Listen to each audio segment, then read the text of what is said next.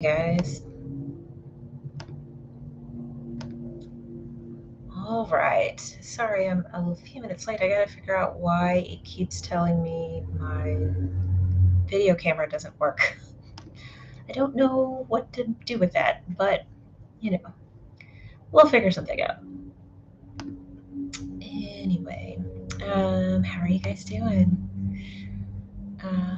So I planned on going live with you guys to talk about this last week. So I apologize that I missed last Wednesday because that was the plan and I was theoretically ready to go, but too many things were falling apart. And sorry about that. So, anyway, we are talking about should I stay or should I go?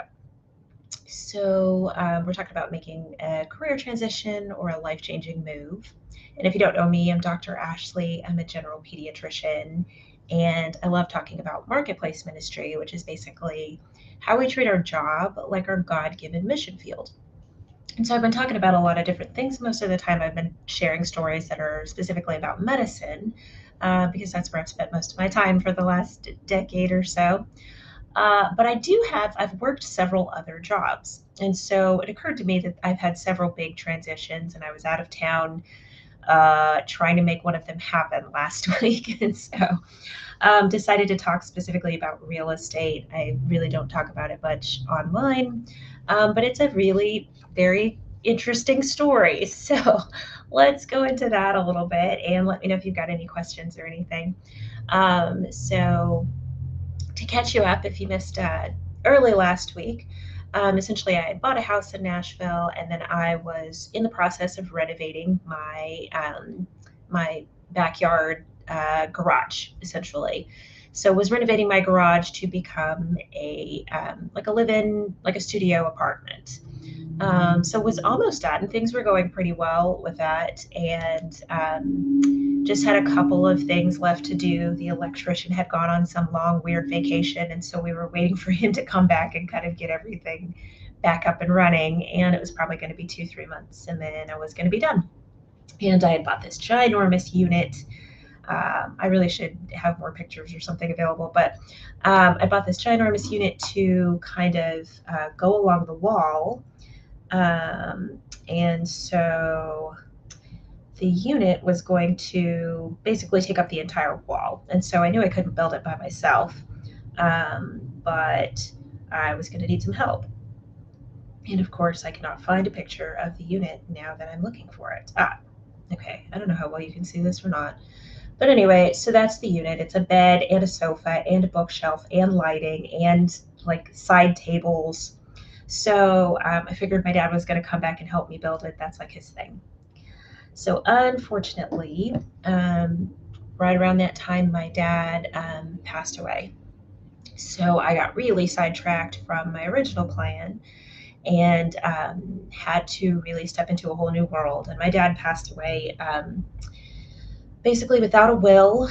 My parents are divorced, and I'm an only child. So there was a lot of drama, a lot of lawyers, a lot of bank calls, and a lot of confusion for several months. And so what it eventually came down to was that my dad was running an LLC. My dad was running a real estate company. And so after much negotiating and trying to prove who I was 15,000 times, that was given to me to run because there were renters in all of the places. So I had to, it was a bit of a financial catastrophe for me. So I had to make a lot of changes. Thankfully, I was only working part time and had some time to kind of fly back and forth because this was out of state and kind of keep things going. So, have you ever had an opportunity that kind of seemed good and bad at the same time? That's exactly what this whole thing became for me. So, inheriting my dad's rental business, it sounds like such a good thing, and yet it was a bit of a nightmare, to be honest with you. So, are you facing a life changing career move, or are you thinking about some kind of big career transition? Did you have a big setback and now you're kind of trying to recover? This was kind of all of those things for me. So that's why I'm giving that intro. So follow along if you want some steps as to kind of how to go for it. So the first step we've talked about is research. And I picked up every book that was in my dad's house that had the words real estate on it. He'd done quite a few like conferences and read a lot of books and all these different things. But the favorite one that I actually found, in case you're looking into real estate and that's why you're watching this one was really good. Bigger Pockets is a great podcast and has a lot of has a website and a lot of really great information. But this really helped me kind of figure out what was going on with the properties and what was most important to look for because I wasn't really sure. Um, so just to let you know, watching HGTV is not good enough if you're about to do some kind of like rental property investing. It gives you some very general ideas, but it doesn't really give you an idea of how to think like a business person. And even if it's something that you know, I always recommend starting with research because I always get put in charge of things that I don't actually know how to do somehow or another. But even if it was something like medicine, something that I had been trained in, I always start with research because research puts me in a place where I can start to dream and imagine things going in a different way. So it's not just like, oh, this is what everybody does or this is the expectation. It kind of helps you start to imagine what would be ideal and kind of starts to help you think outside of the box a little bit. So these have these rentals, people are in them, that's good, but I know nothing about them, right? Like I know a little bit about Nashville's market, but I know nothing about this city. I know nothing about this state. I know nothing about how they've been renovated, how much work they need, what's gonna happen. Like, what do I have? What's the condition of the properties? Are they falling apart? And my dad was about to just like completely overhaul them, or is everything okay? So lots of research was involved, lots of just going and talking to the tenants, going and walking around the properties, and reading lots of books for things that I was supposed to be looking for. And the other reason I like this rental property book is because it helped me see like what you're supposed to be looking for as a rental property. It's not just like the state of the property; it's the state of how much you would make if you put the energy and time in. Does it actually make the property worth more, or did you just waste a bunch of money and now you're on the hole? So step one is research. Step two is recruit. You need a team. You need help if you're making a big life changing decision. You cannot do this alone. I mean, you can do it alone, but I don't recommend it. So, thankfully for me, my dad has 7 brothers and sisters, and so they mostly live in the town that we're talking about. So, that was huge. So, being able to go collect rent, being able to have someone just watch the property, watch the cars, to make renovations, to put a tarp up if there's like a leak or something. There was all these things that happened over the year that I just plain could not drive 13 hours and get it done myself, right? So you need help to make sure that you're not drowning in a world of decisions and not drowning in busyness. I think the biggest thing for here was there's a lot of like little small things and small decisions that have to be made. And some of them don't have to be made by you. Everyone always talks about how real estate's this like passive income thing and you just like set it and forget it. And there are ways that you can set it up to be like that, but it requires a lot of money, a lot of investment, and it requires a team. It requires other people to watch and take care of things and make sure that they're doing them well, or you'll just end up with a wreck. So the problem with this was, so the win with this was I have some people who can help out, but the problem with this was I kind of already have a job, right? I'm a doctor. This is not like I'm sitting around doing nothing. And so it was literally like I'd be on the phone. Yeah, we have this patient. I need to get an echo. They've been desatting all night. I just want to make sure everything's okay. Their murmur just sounds like a PDA. Please come listen. Please come check them out. And I hang up the phone and try to walk into the patient's room, but then the flooring install company is calling me for the third time, like it's some kind of emergency, but really they just want to know what age, how old the house is, and what year the last flooring was installed. And I don't know, like, I don't know where I would find that. And they're like, well, we have to know, or we won't install the floor because we didn't know there was flooring already there. And I'm like, you're the one that came and measured the flooring. What are we talking about? Anyway, so it was just kind of a mess of craziness. There was a lot of things that were really interfering with my regular life and interfering with the way that I expected things to go. So, so third thing is reflect. You need time. Do not make a big life altering decision in like a day. Do not make it in a moment if you do not have to. So think through the problems that you've got, think through the opportunities that this is raising, and imagine. Do a lot of imagining. What would my life be like? What problems could potentially arise? Can I afford to keep having conversations about echoes and flooring simultaneously? What is this going to look like long term, and is that worth it? So what I would say about this is, you really need to take time to reflect. For me, obviously, there was grieving going on, and so I needed to make sure that I was accommodating for that as well. But for anyone, for any decision, you want to make sure that you're thinking through all the pros and cons, and that you're thinking about what you really want. That you're not just imagining things. Um, you're not just imagining how it would go on HGTV, right? But you're really thinking through the possibilities and the potential problems. So make sure you take some time. But the other problem, the other side of this is don't take too much time. So what I'd say is literally give yourself a date. Like, this is the date. I am deciding for sure one way or the other. Because in the meantime, other stuff is going to arise. And the main thing I'd say is, well, I won't even show you pictures, but essentially, the longer I waited, the more problems arose at the houses, right? The more roofs that caved in, the more ceilings that got leaked on, um, the more siding that fell off. Like, the more that I waited, the more problems arose. Things will not stay the same over time.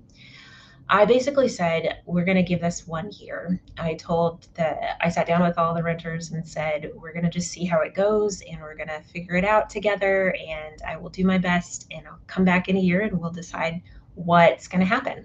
And that year was up this month. That year was up last week. Essentially, that's why I was out of town, because I told them I'd come back and we would discuss how things had gone.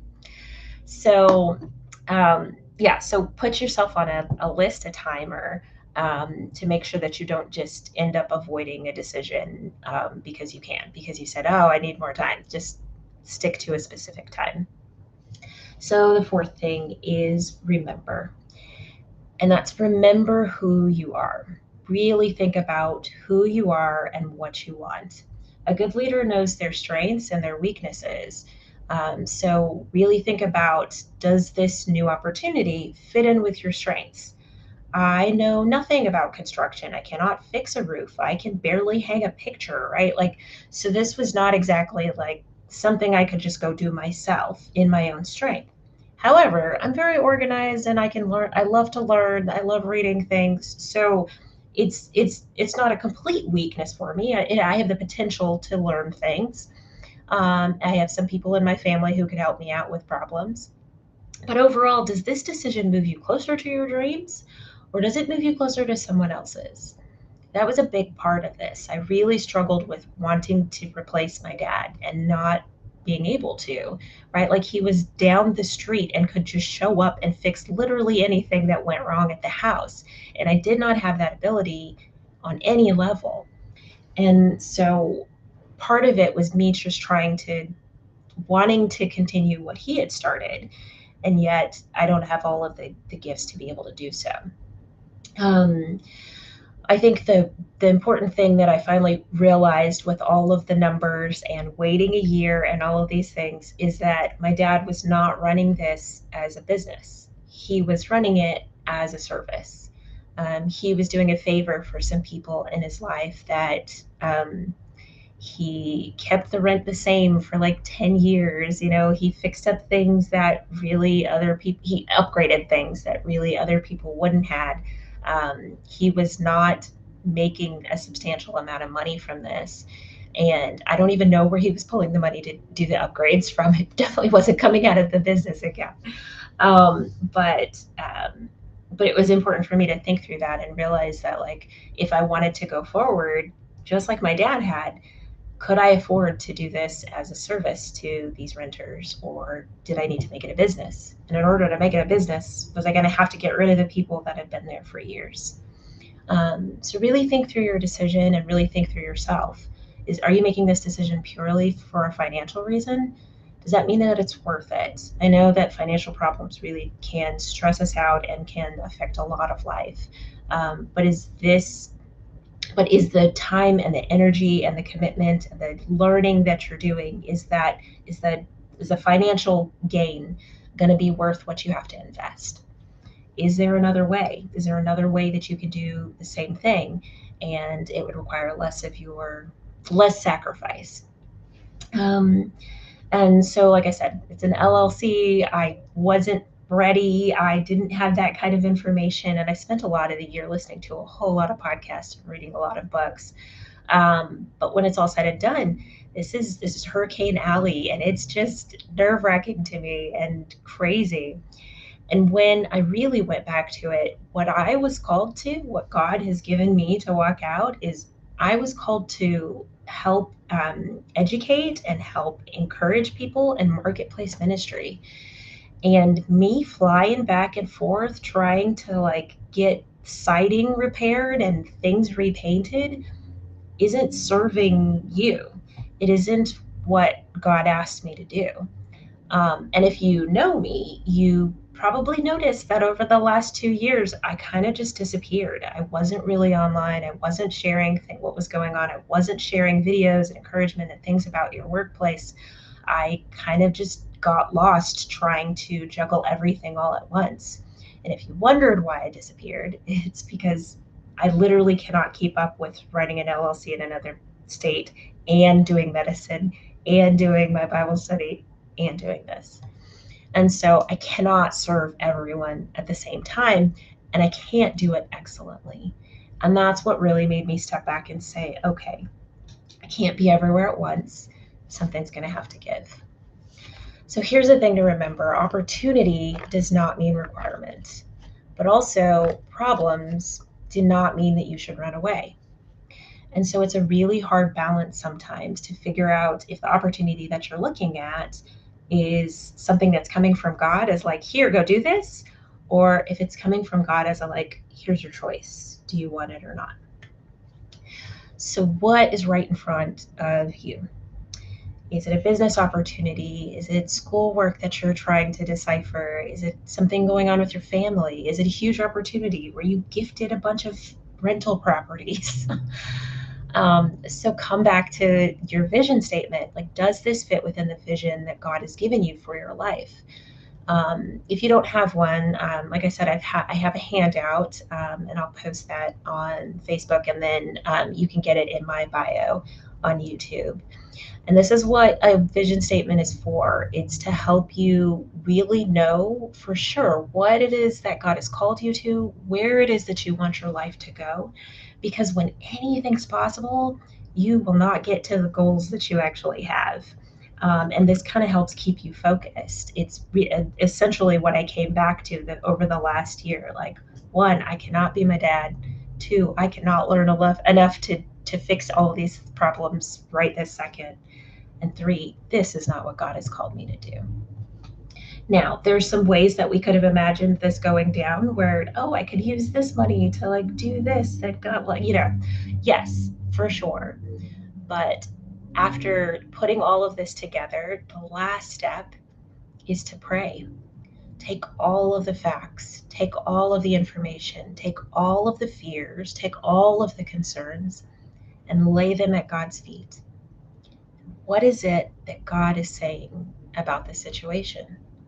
What is it that's best for you? Sometimes an opportunity does not mean it's God's best for you. God's best for me is not me running around trying to do 4 different jobs for no good reason, right? That's called crazy town. It has no benefits for anyone involved. What is God's call for your life? Does this fit in that? And does it just take you a little bit down the road, or does it completely take you in a different direction? Sometimes opportunities are great and we need to turn and look at them and face them head on. And sometimes opportunities are just problems and they're things that we actually have to say no to. And the great thing about taking all of these things to God in prayer is that God reminds me who I am. He reminds me that I don't have to be my dad. He reminds me I don't have to be every other person on the Bigger Pockets thing that's trying to make a business out of whatever. I don't have to be anybody else but me. God reminds me where my fears and where lies have replaced the truth about who I am, the identity that I know I have in God, and the call that is on my life.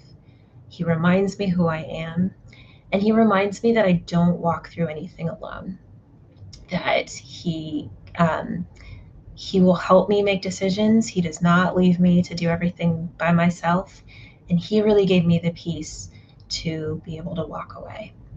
And so 3/4 of the rental business is now officially sold. And every time that I make the decision and every time that I make another decision in that direction, I feel more at peace with the fact that just because it's a great opportunity does not mean it's right for me right now, right here, right this second in my life. So, what is it that God has called you to do? And if you're still wrestling, feel free to reach out to me. And any questions or anything you can throw in the comments. I hope you guys have a great one, and I will see you later.